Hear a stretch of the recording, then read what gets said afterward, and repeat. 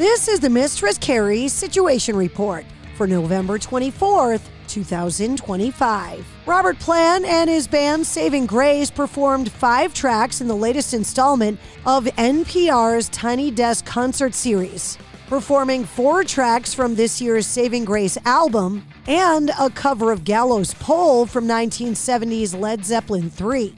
You can check out the entire performance online. Over the weekend, System of a Down celebrated the 20th anniversary of their Mesmerize album, sharing a brief video retrospective that they put up on their social media accounts. According to reports, for over a decade, an internal rift on the songwriting and business side of the band has largely prevented them from returning to the studio to deliver a follow-up. Ice Nine Kills guitarist Ricky Armelino has revealed he's sitting out the band's current European and UK tour in light, as he put it, quote, reasons, dog, and shoulder. Addressing fans' concerns in the comments of a post, he explained that his concerns regarding his dog stemmed from his pet's advancing age. As for his shoulder, he went on to say that he's been having recurrent, persistent nerve pain and has seen various specialists regarding it. He went on to say that he expected to take about a half a year off from the band in light of these issues. Steve Sopchak, a producer, musician, and songwriter, is taking his place.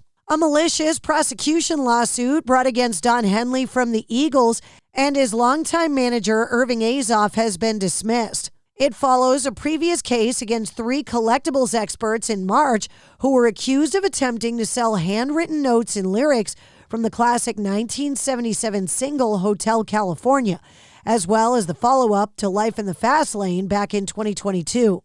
Officials estimated at the time that the documents were worth more than $1 million in total, with the defendants maintaining that they had legally obtained the lyric sheets from authors Ed Sanders, who was hired to write a biography for the Eagles in the late 1970s, who reportedly sold the notepad to a rare book dealer for $50,000 back in 2005. However, a judge dropped the case midway after concluding that Henley had, quote, manipulated prosecutors by withholding evidence, saying at the time that Henley, Azoff, and their lawyers had, quote, used the privilege to obfuscate and hide information that they believed would be damaging to their position that the lyric sheets were stolen. Henley and Azoff say they did nothing wrong and pointed to the collapse of the criminal case as being based on a technicality. A judge in a New York court sided with the duo earlier this month and dismissed the malicious prosecution claims as legally deficient. Lenny Kravitz has said that a fan accidentally ripped out 4 of his dreadlocks during an Australian gig. The musician, currently touring Australia in support of his 12th studio album, Blue Electric Light, during the show in Brisbane on Friday, he said one fan got overexcited during Let Love Rule when Lenny Kravitz makes his way through the crowd. Kravitz put up a video online asking the question, "Do you know how hard you've got to pull those to rip them out of my head? Damn, baby," he said. Billy Corgan premiered his Night of Melancholy and the Infinite Sadness opera at the Lyric Opera of Chicago on Friday night. The show features symphonic and operatic renditions of the Smashing Pumpkins' classic 1995 album, Melancholy and the Infinite Sadness, including hits like Tonight Tonight, 1979, and Bullet with Butterfly Wings. Billy Corgan himself comes out and sings and plays guitar on select songs, and he's joined on stage by opera singers, the music conducted by James Lowe and performed by the Lyric Opera Orchestra and Chorus. Oasis paid tribute to the late Stone Roses and Primal Scream bassist Gary "Monty" Mounfield during their concert in Sao Paulo, Brazil on Saturday night, saying, quote, "We want to dedicate this to our dear friend, our hero, and the one and only Gary "Monty" Mounfield." Liam Gallagher announced prior to the band's performance of Live Forever. The band also dedicated the song Rock and Roll Star. Oasis has since wrapped up their reunion tour for 2025, saying, quote, "We'll see you sometime."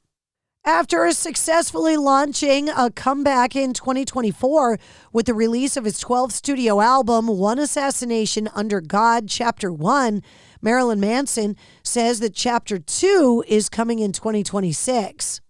Sid Wilson, the keyboardist, owner of Vomit Face Records, the DJ known as DJ Starscream, and DJ for Slipknot, appears in the music video for the song We Gone by Little Bushwick. Wilson and Bushwick play Rick and Morty, the title characters from the beloved cartoon. You could check out the video online. Blackmore's Night, the Renaissance-inspired rock band formed by Richie Blackmore and his wife Candace Knight, recently postponed the last 4 shows of their 6-date U.S. tour on the East Coast. Richie Blackmore is saying, when we did a long drive from Pennsylvania to Newton, New Jersey, we were booked into a hotel that had a wedding party going on all night in the corridors. There was no heat in the room, and the sheets were still damp, which I assume culminated in me having a severe migraine attack. I couldn't stop vomiting. The room wouldn't stop spinning, and I was extremely dizzy to the point of not being able to stand. The ambulance was called. I was taken to the hospital. They gave me CAT scans and other tests. They were very gracious. The doctors came to the conclusion that my official diagnosis was severe vertigo. The results of this went on for days on end. I am now following up how serious these migraines are with various doctors. Hope to see you all one day again when I'm healthy. All the best, Richie, a guitarist. Arch Enemy have announced they've parted ways with longtime frontwoman Alyssa White Glutes, who joined the band back in 2014 after replacing Angela Gossett. White Glutes worked on 4 Arch Enemy albums, including War Eternal, Will to Power, Deceivers, and this year's Blood Dynasty. In a statement, the band said Arch Enemy have parted ways with singer Alyssa White Glutes. We're thankful for the time and music that we shared and wish her all the best. Wherever there is an ending, there is also a beginning. See you in 2026.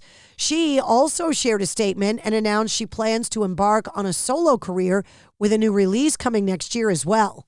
Tool recently kicked off their November and December 2025 tour by playing 2 consecutive nights at Spark Arena in Auckland, New Zealand. In addition to performing many fan favorite regulars, they surprised audiences by pulling out a handful of songs they haven't done in concert in over 20 years, including Disposition from Lateralis and H from Anima that haven't been played on stage since November of 2002. They also played Crawl Away from Undertow for the first time since August of 1998. Concert goers also got to see the live debut of Mockingbeat from Fear Inoculum. The second night, the band played Prison Sex for the first time since April of 2002, as well as Intention from 10,000 Days for the first time since March of 2014. Both nights included their cover of Black Sabbath's Hand of Doom that they previously played at the Ozzy Osbourne and Black Sabbath Back to the Beginning farewell show this past July. Gojira vocalist and guitarist Joe Duplantier recently suffered an injury to his right hand, which required minor surgery. In light of that, he said he'll be unable to fully perform his parts in their entirety during the band's tour in their native France. Joe said on Instagram in a post over the weekend that guitarist Joe Kubaki from Car Bomb will take his place. Queen guitarist Brian May and drummer Roger Taylor have spoken about the possibility of an ABBA Voyage-style hologram show, saying, quote, Freddie is still alive through the music and we still listen to it all the time. In a sense, John is still with us in the same way, but now we have so many other opportunities. I mean, things are immersive. Like the Sphere in Las Vegas, it will be possible to give people the experience very closely of what things were like for us when we were Freddie, John, Brian, and Roger, and that really appeals to me. And that's your sit rep. For more details on all the stories, check the links in the show notes of this episode.